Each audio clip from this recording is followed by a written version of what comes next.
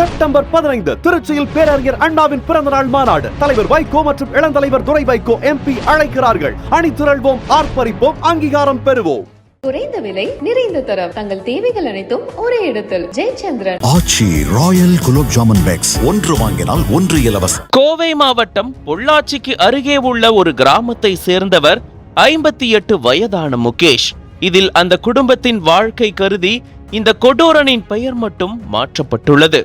ஒடிசா மாநிலத்தை பூர்வீகமாக கொண்ட முகேஷ் தனது குடும்பத்துடன் கோவையில் தங்கி வேலை பார்த்து வந்துள்ளார். இவருக்கு 15 வயதில் ஒரு மகள் உள்ளார். அந்த சிறுமி அப்பகுதியில் உள்ள அரசு பள்ளியில் 10ஆம் வகுப்பு படித்து வருகிறார். இந்த சூழலில் கடந்த சில நாட்களாக உடல்நலக்குறைவால் பாதிக்கப்பட்ட சிறுமிக்கு அடிக்கடி வயிற்று வலி ஏற்பட்டு வந்துள்ளது. அதோடு தனக்கு நேர்ந்த கொடுமைகள் பற்றி ஊர் மக்களிடம் சொல்ல தெரியாமல் வலியால் ஆங்காங்கே சுற்றி திரிந்துள்ளார். இதை பார்த்து சந்தேகமடைந்த சிறுமியின் உறவினர்கள் அவரை உடனடியாக அருகில் உள்ள பொள்ளாச்சி அரசு மருத்துவமனைக்கு அழைத்து சென்றனர். அப்போது சிறுமியை பரிசோதித்த மருத்துவர்கள் அவர் பாலியல் ரீதியாக துன்புறுத்தப்பட்டிருப்பதாக தெரிவித்தனர். இதை கேட்டு அதிர்ந்து போன சிறுமியின் உறவினர்கள் சிறிது நேரம் என்ன செய்வது என தெரியாமல் திகைத்து போயுள்ளனர். பின்னர் இதுகுறித்து மருத்துவர்கள் அறிவுறுத்தலின் பேரில் பொள்ளாச்சி அனைத்து மகளிர் காவல் நிலையத்திற்கு தகவல் கொடுக்கப்பட்டது. அதன் பேரில் ஸ்பாட்டிற்கு வந்த போலீசார் பாதிக்கப்பட்ட மாணவியிடம் விசாரித்த போது பல்வேறு திட்டுக்கிடும் தகவல்கள் வெளியானது.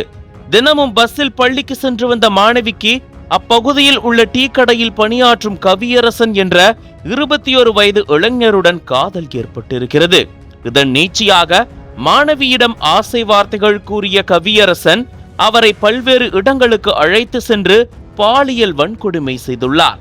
ஒரு கட்டத்தில் இந்த விவகாரம் மாணவியின் தந்தையான முகேஷுக்கும் தெரிய வந்துள்ளது. இதை கேட்டு ஆத்திரமடைந்த தந்தை முகேஷ் தனது மகளை கண்டித்து சராமாரியாக தாக்கியுள்ளார்.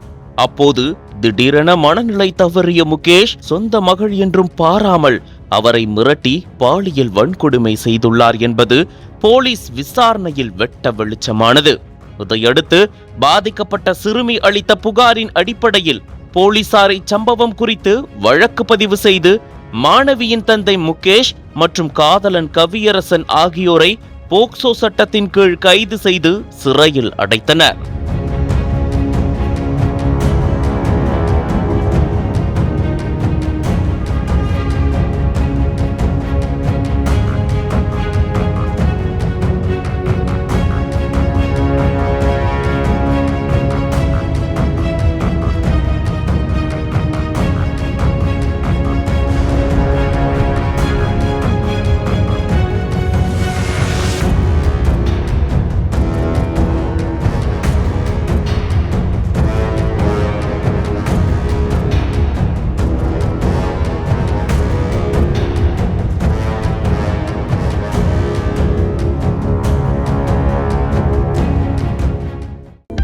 அனல் பறக்கும் செய்திகளை அப்டேட் செய்து கொள்ள நக்கீரன் களத்தை இப்பவே சப்ஸ்கிரைப் பண்ணுங்க.